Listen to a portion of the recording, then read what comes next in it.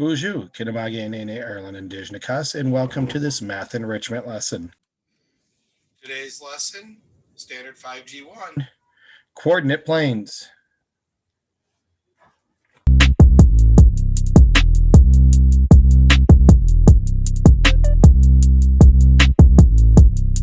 This is what we should think of when we hear the term coordinate planes. And they are all labeled, and you're going to see me write all over this today. This is a 1, 2, 3, and 4. We are primarily going to be focused in 1 in these lessons, but I want you to be aware that there are 4 others.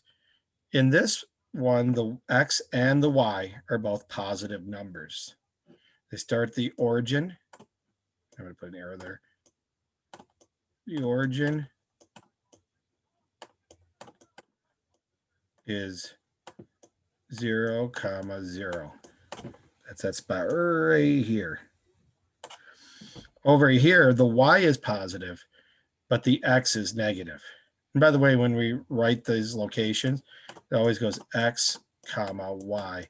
If we are doing a third dimension, there's a z. We're not covering that here in 5th grade. So over here, like I said, y is positive because it's above the 0, but the x is on the negative side, so it's a negative number. Down here in this quadrant, x and y are both negative. And over here, x is positive and y is negative. But like I said, our focus is going to be in this section right here.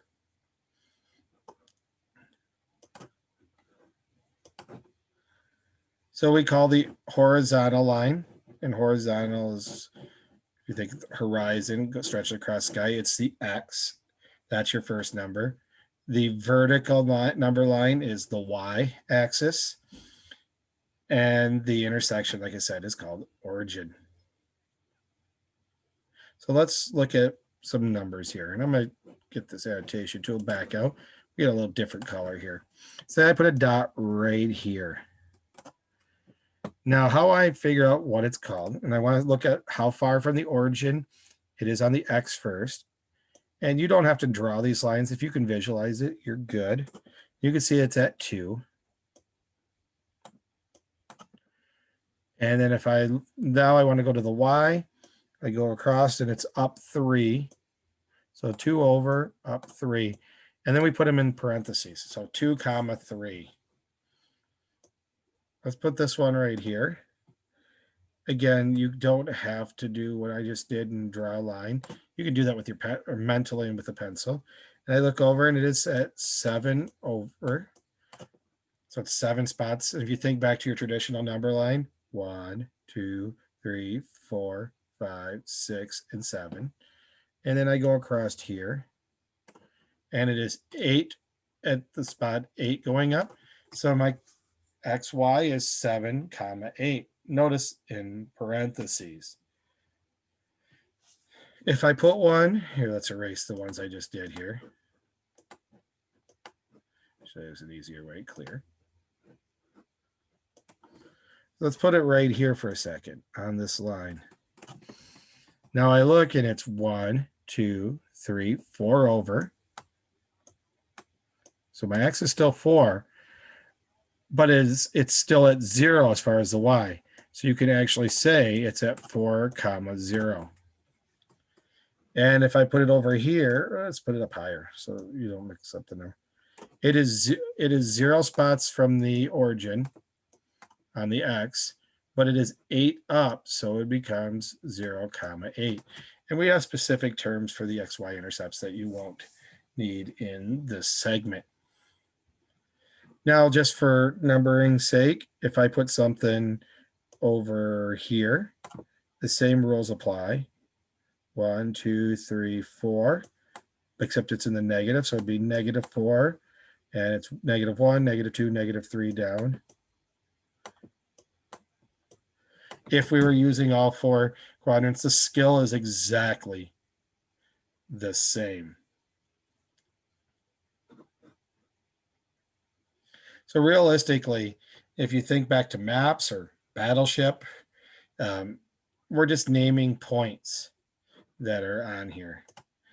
So let's try a couple and want you to tell me, what is this one labeled? If you have to pause the video a few seconds, feel free to do such and then come right back. Welcome back. What'd you have? Well, let's see, how far over are we? Basic niche. So I start at 2. And how tall are we? 1, 2, 3, 4. 2, 4. We get next one. How about this one? You notice it's 0 over and it's 0 up. That's the origin, just kind of like an owl, and it's 0, 0. Let's get one more. Go ahead and pause the video and then see if you can identify it, then unpause the video when you're ready to check.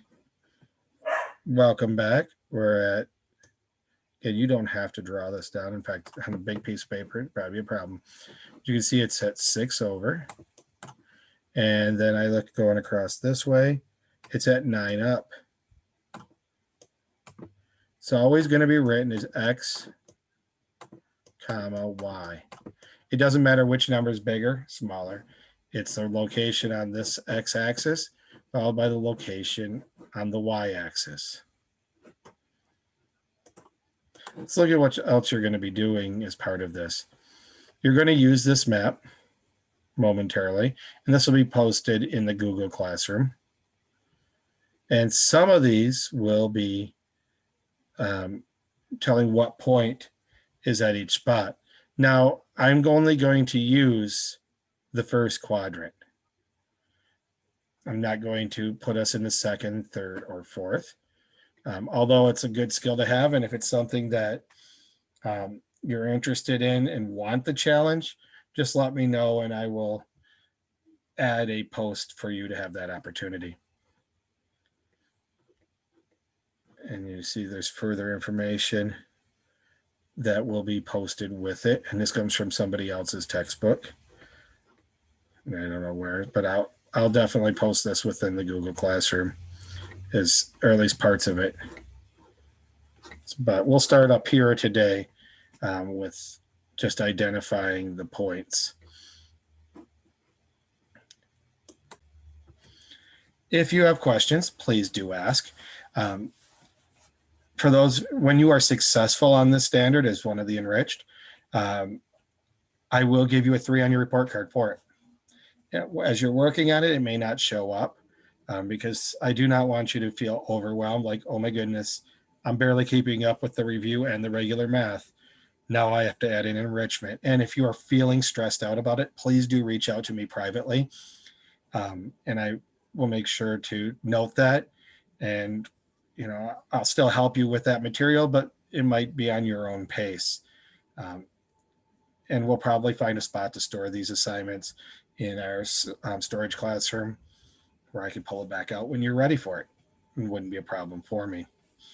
If you have any other further questions, this is the only enrichment lesson of the week. We only do one of these a week, but if you want more, I recommend resources like Khan Academy, where you can move up quicker than, you don't have to wait for me to put it out there.